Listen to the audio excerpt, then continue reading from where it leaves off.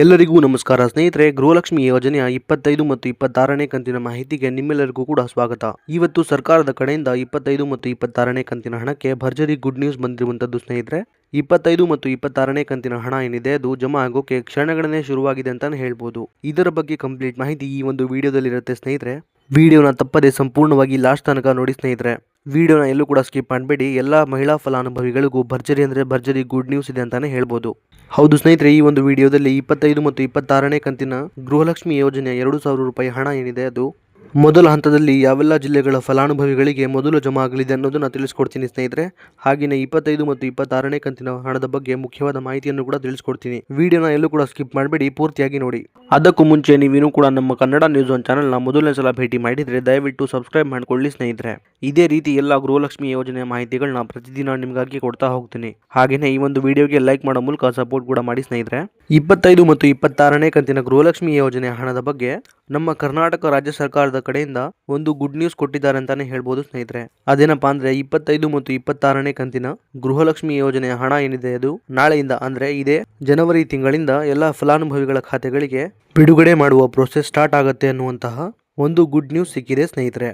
25 ಮತ್ತು 26ನೇ ಕಂತಿನ ಗೃಹಲಕ್ಷ್ಮಿ ಹಣ ಮೊದಲನೇ ಹಂತದಲ್ಲಿ ಸುಮಾರು 18 ಜಿಲ್ಲೆಗಳ ಫಲಾನುಭವಿಗಳಿಗೆ ಜಮಾ ಮಾಡಲು ರಾಜ್ಯ ಸರ್ಕಾರ ಮುಂದಾಗಿದೆ ಅಂತಾನೆ ಹೇಳ್ಬೋದು ಸ್ನೇಹಿತರೆ. ಈಗ ಯಾವೆಲ್ಲ ಜಿಲ್ಲೆಗಳಿಗೆ ಮೊದಲನೇ ಹಂತದಲ್ಲಿ 25 ಮತ್ತು 26ನೇ ಕಂತಿನ ಗೃಹಲಕ್ಷ್ಮಿ ಯೋಜನೆಯ ಹಣ ಜಮಾ ಆಗುತ್ತೆ ಅನ್ನೋದು ನಾವು ನೋಡ್ತಾ ಹೋಗೋಣ ಬನ್ನಿ ಸ್ನೇಹಿತರೆ. ಬೆಳಗಾವಿ, ಬೀದರ್, ಚಿಕ್ಕಬಳ್ಳಾಪುರ, ಕಲಬುರಗಿ, ರಾಯಚೂರು, ಕೋಲಾರ, ಉಡುಪಿ, ಹಾಸನ, ಚಿಕ್ಕಮಗಳೂರು, ಬಳ್ಳಾರಿ, ಧಾರವಾಡ, ಉತ್ತರ ಕನ್ನಡ, ದಕ್ಷಿಣ ಕನ್ನಡ, ಹಾವೇರಿ, ಮಂಗಳೂರು, ಶಿವಮೊಗ್ಗ, ದಾವಣಗೆರೆ, ಹುಬ್ಳಿ, ಇದಾದ್ಮೇಲೆ ಕೊಡಗು ಹಾಗೂ ಮೈಸೂರು. ಟೋಟಲ್ ಆಗಿ ಒಟ್ಟು 18 ಜಿಲ್ಲೆಗಳಿಗೆ ಅಂದ್ರೆ ನಾನೀಗ ತಿಳಿಸ್ಕೊಟ್ಟಿರುವಂತಹ 18 ಜಿಲ್ಲೆಗಳೇನಿದೆ ಈ 18 ಜಿಲ್ಲೆಗಳಿಗೆ 25 ಮತ್ತು 26ನೇ ಕಂತಿನ ಗೃಹಲಕ್ಷ್ಮಿ ಯೋಜನೆಯ ಹಣ ಏನಿದೆ ಅದು ಮೊದಲನೇದಾಗಿ ಈ ಜಿಲ್ಲೆಗಳ ಮಹಿಳಾ ಫಲಾನುಭವಿಗಳಿಗೆ ಜಮಾ ಆಗ್ತಿರುವಂತದ್ದು ಸ್ನೇಹಿತರೆ.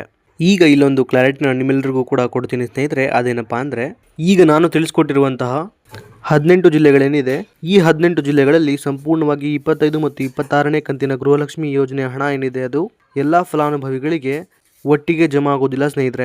ಅಂದರೆ ಹಂತ ಹಂತವಾಗಿ ಇದೇ ಜನವರಿ ತಿಂಗಳು ಮುಗಿಯೋದ್ರೊಳಗೆ ಎಲ್ಲ ಫಲಾನುಭವಿಗಳ ಖಾತೆಗಳಿಗೆ ಜಮಾ ಆಗುತ್ತೆ ಸ್ನೇಹಿತರೆ.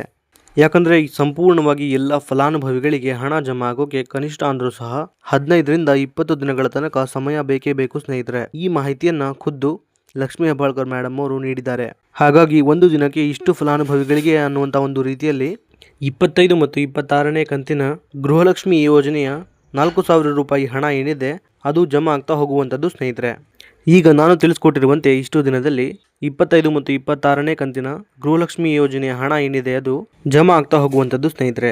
ಆದರೆ 1 ಅಥವಾ 2 ದಿನದಲ್ಲಿ ಸಂಪೂರ್ಣವಾಗಿ ಹಣ ಜಮಾ ಆಗಲಿಕ್ಕೆ ಸಾಧ್ಯ ಇಲ್ಲ ಸ್ನೇಹಿತರೆ. ಇಷ್ಟು ಮಾತ್ರ ಕ್ಲಾರಿಟಿನ ನೀವಿಲ್ಲಿ ತಗೋಬೇಕಾಗತ್ತೆ. ಇನ್ನು ಉಳಿದಿರುವಂತಹ ಜಿಲ್ಲೆಗಳಿಗೆ 25 ಮತ್ತು 26ನೇ ಕಂತಿನ ಗೃಹಲಕ್ಷ್ಮಿ ಯೋಜನೆಯ ಹಣ ಯಾವಾಗ ಬರುತ್ತೆ ಅನ್ನೋದನ್ನ ನೋಡೋದಾದ್ರೆ ಸ್ನೇಹಿತರೆ, ಈಗ ಮೊದಲನೇದಾಗಿ ನಾನೀಗ ತಿಳಿಸ್ಕೊಟ್ಟಿರುವಂತಹ 18 ಜಿಲ್ಲೆಗಳಿಗೆ ಮಾತ್ರ ಹಂತ ಹಂತವಾಗಿ 25 ಮತ್ತು 26ನೇ ಕಂತಿನ ಹಣ ಬಿಡುಗಡೆಯಾಗುವಂಥದ್ದು ಸ್ನೇಹಿತರೆ.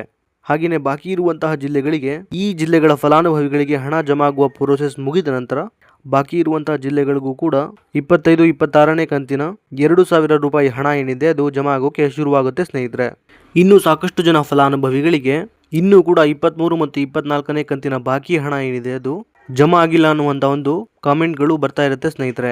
ಅಂತಹ ಎಲ್ಲ ಫಲಾನುಭವಿಗಳಿಗೆ ಹೇಳೋದೇನೆಂದರೆ 23 ಮತ್ತು 24ನೇ ಕಂತಿನ ಹಣ ಏನಿದೆ ಅದು ಕಳೆದ ನವೆಂಬರ್ ಮತ್ತು ಡಿಸೆಂಬರ್ ತಿಂಗಳಲ್ಲಿ ಜಮಾ ಆಗೋಕೆ ಶುರುವಾಗಿರುವಂಥದ್ದು ಸ್ನೇಹಿತರೆ. ಹೀಗಾಗಿ ಎಲ್ಲ ಮಹಿಳೆಯರ ಖಾತೆಗಳಿಗೆ ಹಣ ಜಮಾ ಆಗೋಕೆ ಸ್ವಲ್ಪ ಸಮಯ ಹಿಡಿಯುತ್ತೆ.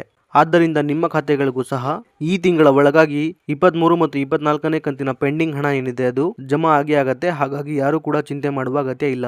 ಇದಿಷ್ಟು ಕೂಡ ಇವತ್ತಿನ ಮಾಹಿತಿಯಾಗಿತ್ತು ಸ್ನೇಹಿತರೆ. ಇದೇ ರೀತಿ ಎಲ್ಲ ಗೃಹಲಕ್ಷ್ಮಿ ಯೋಜನೆಯ ಹೊಸ ಮಾಹಿತಿಗಳಿಗಾಗಿ ನಮ್ಮ ಕನ್ನಡ ನ್ಯೂಸ್ ಒನ್ ಚಾನಲ್ನ ದಯವಿಟ್ಟು ಸಬ್ಸ್ಕ್ರೈಬ್ ಮಾಡಿಕೊಳ್ಳಿ.